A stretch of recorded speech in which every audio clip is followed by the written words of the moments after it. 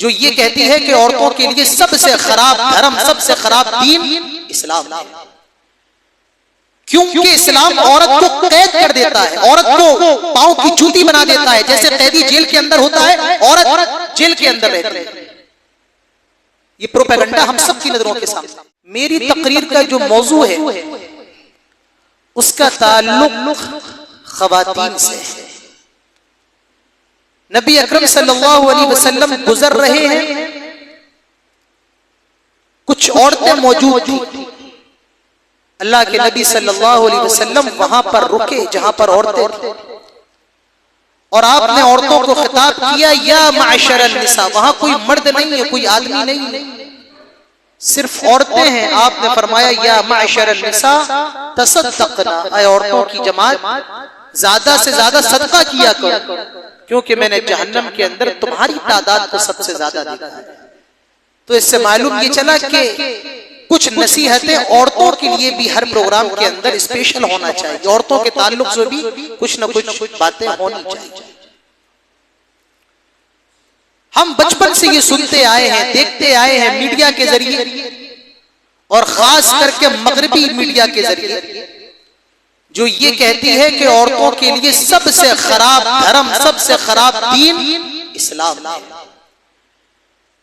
کیونکہ اسلام عورت کو قید کر دیتا ہے، عورت کو پاؤں کی جوتی بنا دیتا ہے، جیسے قیدی جیل کے اندر ہوتا ہے عورت جیل کے اندر رہتی ہے۔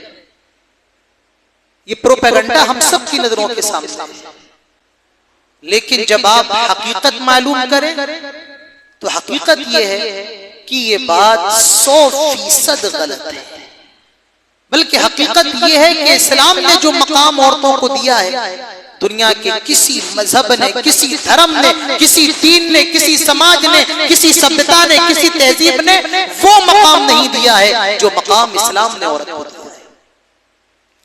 ہم اور آپ جس ملک کے اندر رہتے ہیں، ہندوستان کے اندر ایک بہت بڑا طبقہ ہے،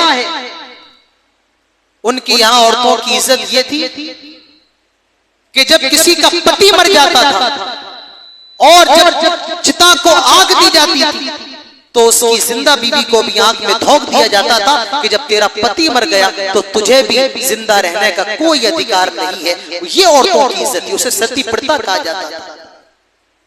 عیسائیوں کی یہاں عورتوں کے بارے میں ہے کہ عورت ہی وہ ہے، حوا وہ ہے جنہوں نے آدم کو بہکایا، ان کی نظروں میں بھی عورت گنہگار ہے۔ یہودیوں کی یہاں بھی عورتوں کی عزت نہیں۔ اسلام وہ مذہب ہے جس نے عورتوں کو سب سے بلند مقام دیا ہے۔ زمانے جاہلیت کا کیا حال تھا؟ قرآن اٹھائیے، وَإِذَا بُشِّرَ أَحَدُهُمْ بِالْأُنثَىٰ ظَلَّ وَجْهُهُ مُسْوَدًّا وَهُوَ كَظِيمٌ يَتَوَارَىٰ مِنَ الْقَوْمِ مِنْ سُوءِ مَا بُشِّرَ بِهِ أَيُمْسِكُهُ عَلَىٰ هُونٍ أَمْ يَدُسُّهُ فِي التُّرَابِ أَلَا سَاءَ مَا يَحْكُمُونَ۔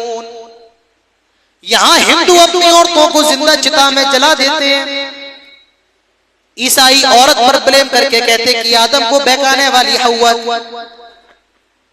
اسلام نے عورت کو گھر کی ملکہ بنایا ہے، لیکن آج کے سماج نے عورت کو آج بھرے بازار میں لا کر کے کھڑا کر دیا، لوگوں کی آنکھوں کی تسکین بنا دیا ہے، جنرل اسٹور پر بٹھا دیا ہے۔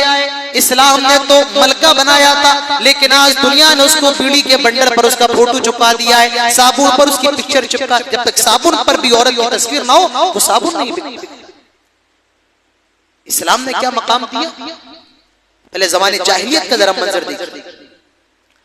اللہ تعالیٰ فرماتا ہے وَإِذَا بُشِّرَ أَحَدُهُمْ بِالْأُنثَىٰ، زمانے جاہلیت میں جب کسی کو بتایا جاتا تھا تیرے گھر میں لڑکی پیدا ہوئی ہے، اور قرآن نے اس کو بشارت سے تعبیر کیا ہے، جب کسی کو یہ خوشخبری دی جاتی تھی تمہارے گھر میں لڑکی پیدا ہوئی ہے، ظَلَّ وَجْهُهُ مُسْوَدًّا وَهُوَ كَظِيمٌ، اس کا چہرہ ہمارے غصے میں کالا ہو جاتا تھا، یتوارا من القوم، اور وہ اپنی قوم سے منہ چھپائے پھرتا تھا، لوگ مجھے برا بھلا کہیں گے، لوگ مجھے تانا دیں گے.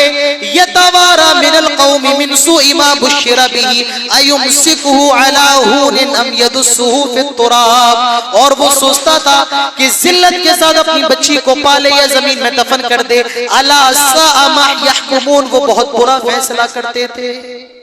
کتنے واقعات آپ کو مل جائیں گے. نبی اکرم صلی اللہ علیہ وسلم کے پاس صحابہ نے آ کر کے فرمایا، آئے اللہ کے نبی، ہم نے اپنی اتنی بیٹیوں کو زندہ زمین کے اندر درگور کیا ہے، ہم نے اپنی اتنی بیٹیوں کو زندہ زمین کے اندر گاڑا ہے. یہ زمانے جاہلیت کے اندر عورت کی عزت تھی، لیکن اسلام نے کتنا بلند مقام دیا. اللہ کے نبی فرماتے ہیں، من ابتلیا من هذه البنات بشيء فاحسن الیہن کن سترا من النار، جو آدمی بچیوں کی پرورش کر لے، جو آدمی بچیوں کے ذریعے آزمایا جاتا ہے اور وہ اپنی بچیوں کے ساتھ خیر خواہی کرتا ہے، بچپن میں خیال رکھتا ہے، اپنی بچی کی اچھی تربیت کرتا ہے، اور جب اس کی بچی بالغ ہو جائے اچھی جگہ شادی کروا دیتا ہے، اللہ کے نبی فرماتے ہیں سترم من النار، یہ جہنم سے اس کو بچانے کا ذریعہ ہے. اور اللہ کے نبی صلی اللہ علیہ وسلم نے تو یہاں تک فرمایا، من علی جاریتین حتی تبلغا جاء یوم القیامہ انا وہو ہکذا وضم اصابعہ. اللہ کے نبی فرماتے جس کے پاس دو بیٹیاں ہوں، دو بیٹیاں،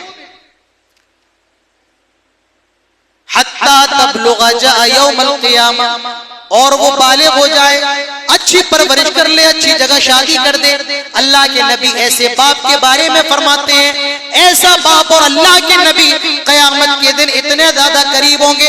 وَضَمَّ أَصَابِعَهُ، آپ نے اپنی دونوں انگلیوں کو ملا کر کے فرمایا جتنی قریب میری دونوں انگلیاں ہیں، ایسا باپ اور اللہ کے نبی جنت قیامت کے دن اتنے زیادہ قریب. کیسے کہہ سکتے ہیں کہ اسلام نے عورت کو قید کر دیا؟ یہ اسلام عورتوں کے لیے سب سے خراب دین ہے. نعوذ باللہ، کیا مقام دیا اندازہ لگائیں.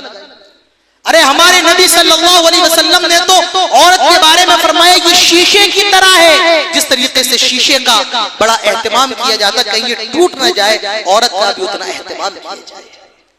اللہ کے نبی صلی اللہ علیہ وسلم کی غلام ہیں انجشہ،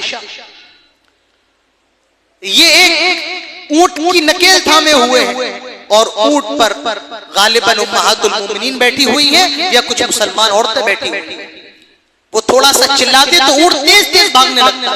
اللہ کے نبی فرماتے ہیں رویدک یا انجشہ رفقاً بالقواریر، آئے انجشہ ذرا سواری کو آہستہ آہستہ چلاؤ، تمہارے سواری کے اوپر شیشے بیٹھے ہوئے ہیں، تمہاری سواری کے اوپر آبگینی بیٹھے ہوئے ہیں، آئے انجشہ ذرا سواری کو آہستہ آہستہ چلاؤ.